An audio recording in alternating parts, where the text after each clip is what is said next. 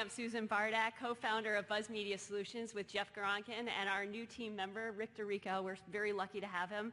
I just want to do a quick thank you to James Spencer and April Rounds for inviting us to be part of the BOSS team to organize and promote such a wonderful event. So thank you very much. Talking today about strategy and getting your story out there. So the first thing you want to think about is if your company has a story, why do you want to get it out there? You know, basically, what are your goals in getting your company's story out there? And you want to kind of think that through, make a list of your goals, and figure out, you know, at the end of the day, what am I really trying to do? Who am I really trying to influence?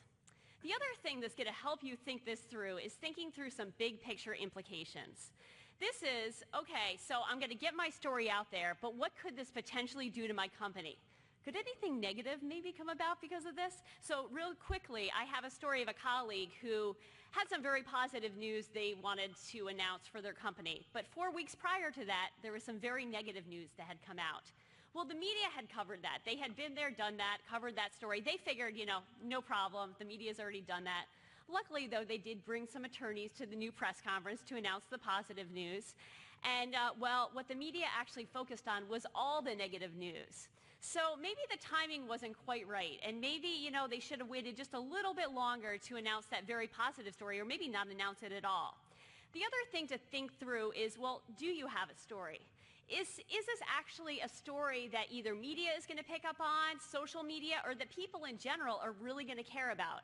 And thinking that through, you can reflect with your other colleagues, your mentors. You can talk to people in public relations, your chief marketing officer, to really get to the core of, you know, is this a story? And if it's not, well, how can I actually make this a story? Is there anything that I can do to make this more of a story?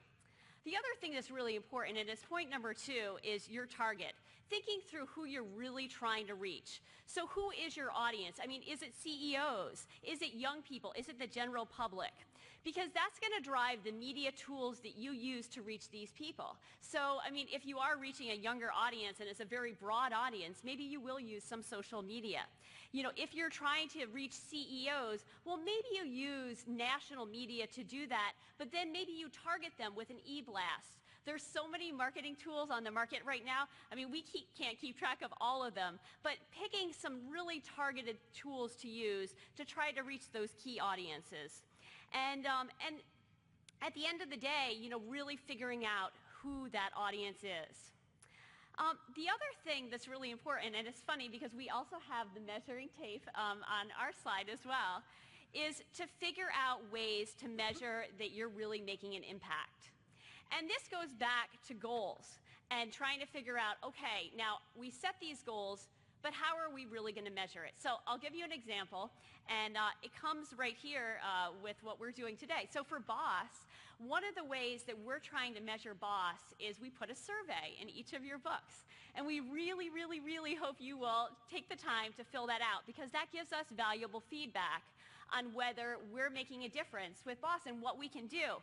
And at the end of the day, hey, if everything isn't just perfect in the lining up, how can we pivot for next year?